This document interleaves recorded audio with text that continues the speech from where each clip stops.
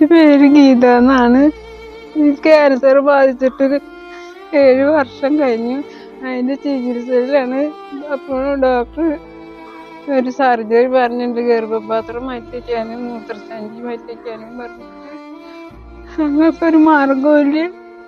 എനിക്ക് 2 മക്കളാണ്. അവർക്ക് വെച്ചിട്ടുണ്ടെങ്കിൽ മാർഗമൊന്നും ആയിട്ടില്ല. ഭർത്താവിന് സുഖമില്ല, പണിക്ക് പോകാൻ പറ്റില്ല.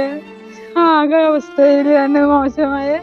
ആരെങ്കിലും എന്തെങ്കിലുമൊക്കെ തന്ന് സഹായിക്കണം. അസ്സലാമു അലൈക്കും. എല്ലാവർക്കും നമസ്കാരം. ജബ്ബാർ വരൂരാണ്.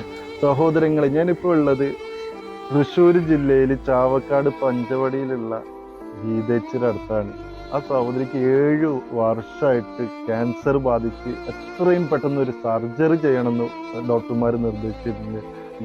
ആ ചേച്ചിയുടെ ഭർത്താവിനാണ്